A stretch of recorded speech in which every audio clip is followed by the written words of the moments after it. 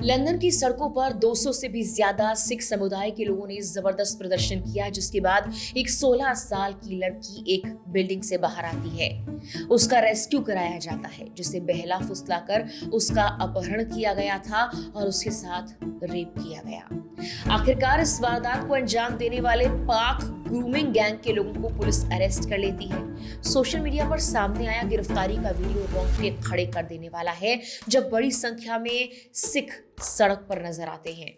Police आखिर में आरोपी को वैन में बिठा कर ले जाती है। इन प्रदर्शनों में लड़की के माता पिता भी मौजूद थे, लेकिन आखिर ये प्रदर्शन शुरू कैसे हुए? ये ग्रूमिंग गैंग क्या है जिसने कई लड़कियों की जिंदगी बर्बाद कर दी? ऐसे गैंग्स को लेकर अब तक क्या दावे किए जाते रहे हैं? जुर्मस्कोप के इस एपिसोड में पूरी कहानी हम आपको बताने वाले हैं।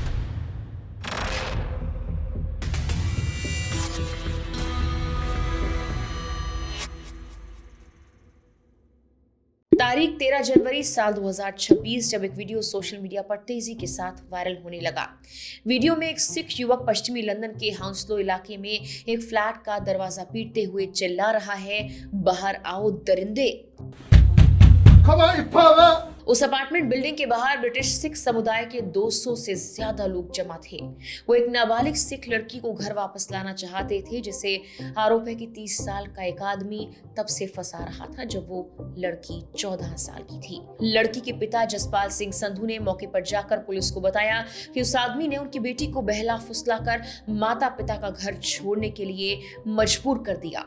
करीब 3 मिनट के इस वीडियो में अंत में पुलिस उस आरोपी को गिरफ्तार कर लेती है और लड़की को सुरक्षित उसके परिवार से मिलाया जाता है।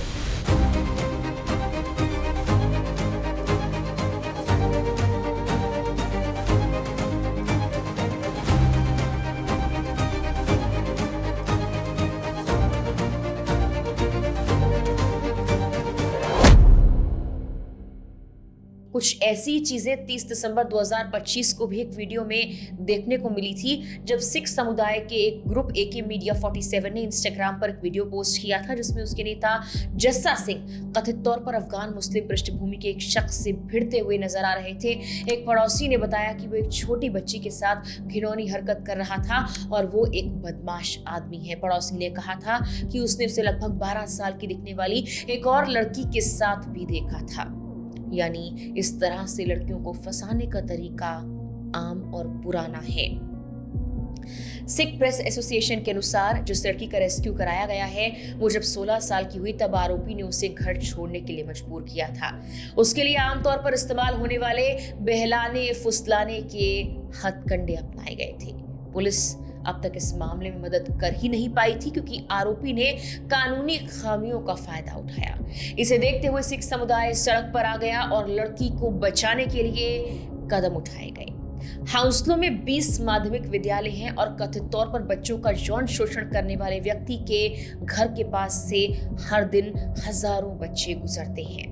सिख यूथ यूके के संस्थापक दीप सिंह, जो ग्रूमिंग गैंग के मामलों में पीड़ित परिवारों की मदद करते हैं और इस रेस्क्यू ऑपरेशन में भी शामिल थे, उन्होंने मीडिया से कहा, ये सिर्फ एक मामला नहीं है।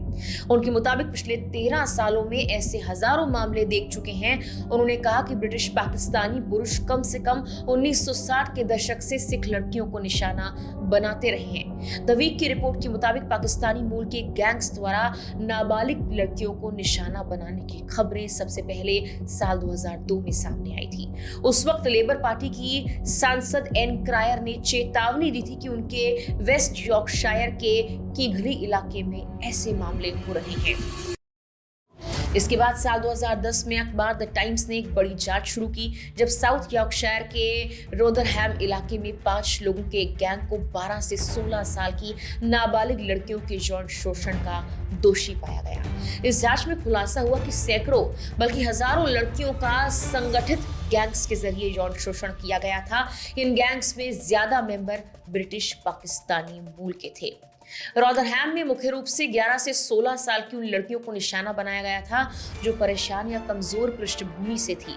अपराधी, जिनमें से कई टैक्सी ड्राइवर के रूप में काम कर रहे थे और नशीली दवाओं के धंधे में शामिल थे, इन लड़कियों को अपनी ओर आकर्षित करने के लिए उन पर ध्यान देते। लालच देते। इन लड़कियों को शराब और नशीली दवाएं दी जाती, फिर उनके साथ जबरदस्ती की जाती। इसके बाद उन्हें यौन शोषण के लिए अपराधियों के दोस्तों और रिश्तेदारों के पास भेज दिया जाता। द टाइम्स अखबार की रिपोर्ट के अनुसार लगभग 15 सालों के दौरान कम से कम 1400 बच्चों का इन पाकिस्तानी ग्रूमिंग गैंग्स द्वारा व्यवस्थित तरीके से शोषण किया गया। इस रिपोर्ट के सामने आने के बाद रॉदरहैम काउंसिल और दक्षिण यॉर्कशायर पुलिस ने मिलकर एक विशेष टीम बनाई। इसके अलावा काउंसिल ने प्रोफेसर एलेक्सिस जे की अध्यक्षता में एक स्वतंत्र जांच कराई, जिन्होंने साल 2014 में अपनी डिटेल्ड रिपोर्ट पेश की, जो कि हैरान करने वाली थी। प्रोफेसर जे की रिपोर्ट के मुताबिक पीड़ित बच्चों के साथ हुए जुल्मों को शब्दों में बयां करना मुश्किल है। इन मासूमों के साथ सामूहिक दुष्कर्म किया गया, उन्हें दूसरे शहरों में भेजा गया और बुरी तरह पीटा गया। डराने के लिए उन पर पेट्रोल छिड़क कर आग लगाने, बंदूक की नोक पर जान से मारने की धमकियां दी गई। यहाँ तक कि 11 साल की छोटी बच्चियों को अपनी आंखों के सामने हिंसक बलात्कार देखने के लिए मजबूर किया गया और चुप न रहने पर उनके साथ भी वैसा ही करने की धमकी दी गई। ये समस्या सिर्फ रॉदरहैम तक सीमित नहीं थी, बल्कि रॉचडेल, ऑक्सफोर्ड और ब्रिस्टल जैसे कई अंग्रेजी शहरों में भी ऐसे ग्रूमिंग गैंग्स का पर्दाफाश हुआ। चौंकाने वाली बात यह है कि पुलिस ने पीड़ितों की बातों को गंभीरता से लेने की बजाय उन्हें अपमानित किया और सामाजिक कार्यकर्ताओं ने भी इस गंभीर मुद्दे को नजरअंदाज किया। रिपोर्ट में यह भी बताया गया कि शहर के अधिकारी और नेता इस डर से चुप रहे कि कहीं इन अपराधियों पर कार्रवाई करने से समुदाय के बीच तनाव न बढ़ जाए। रिपोर्ट में रॉदरहैम के एक वरिष्ठ पुलिस अधिकारी के हवाले से कहा गया, ये शोषण पिछले 3 दशकों से चल रहा था। अधिकारी ने कहा, क्योंकि इसमें एशियाई लोग शामिल थे, इसीलिए हम नहीं चाहते थे ये बात बाहर आए। गवाहों का कहना है लोगों पर दबाव डाला गया, वो इस मामले को दबाएं, चुप रहें या छुपा लें। एक पूर्व वरिष्ठ अधिकारी ने कहा कि वो नहीं चाहते थे हमारा शहर उत्तर का चाइल्ड एब्यूज कैपिटल कहलाए, उन्हें दंगों का डर था। रिपोर्ट में यह भी कहा गया कि काउंसिल में पाकिस्तानी मूल के कुछ पार्षदों का असर जरूरत से ज्यादा रहा और वही उस समुदाय से जुड़े मामलों को संभालते थे। एक गवाह ने कहा, एशियाई पुरुष बहुत ताकतवर थे और श्वेत ब्रिटिश लोग नस्लभेद के आरोप से डरते थे, इसीलिए खुलकर सवाल नहीं उठाए जाते थे। हालांकि साल 2020 में गृह मंत्रालय की एक रिपोर्ट में कहा गया कि ग्रूमिंग गैंग अलग अलग समुदाय से आते हैं और हर गैंग आमतौर पर एक ही जातीय समूह का होता है। रिपोर्ट के मुताबिक ऐसे अपराधों में शामिल लोग ज्यादातर व्हाइट समुदाय से होते हैं। हालांकि सरकार ने पिछले साल राष्ट्रीय जांच की घोषणा की थी, लेकिन द गार्जियन के मुताबिक उसके काम में देरी हो रही है। इसकी वजह जांच की सीमा को लेकर विवाद और आयोग का नेतृत्व करने के लिए किसी वरिष्ठ जज का न मिल पाना है। अखबार कहता है कि ये मामला राजनीतिक रूप से संवेदनशील है और मीडिया की कड़ी निगरानी रहेगी, इसीलिए कई जज और वकील इस जांच की अगुवाई करने से हिचक रहे हैं। पिछले साल ये मामला राजनीति से भी जुड़ गया जब एलन मस्क ने इस मुद्दे पर प्रधानमंत्री कीर स्टारमर पर निशाना साधा था। स्टारमर साल 2008 से 2013 तक क्राउन प्रोसिक्यूशन सर्विस की प्रमुख रह चुके हैं। साल 2013 में उन्होंने बच्चों के यौन शोषण के मामलों से निपटने और पीड़ितों को इंसाफ दिलाने के लिए दिशा निर्देश जारी किए थे। बाद में हुई जांच में ये पता भी लगा है कि स्थानीय अधिकारियों और पुलिस ने वर्षों तक दुर्व्यवहार की रिपोर्टों को नजरअंदाज किया था। उन्हें डर था कि अगर ये खबरें सामने आई तो सामुदायिक तनाव भड़क सकता है। ऐसे में सवाल ये उठता है कि ऐसे ग्रूमिंग गैंग्स पर रोक कब लगेगी और उनकी पहचान कैसे की जाएगी। एक और लड़की उनके चंगुल से बचाई गई है, लेकिन कितनी लड़कियां हैं जो अब भी खतरे में हैं। फिलहाल के लिए इस वीडियो में इतना ही।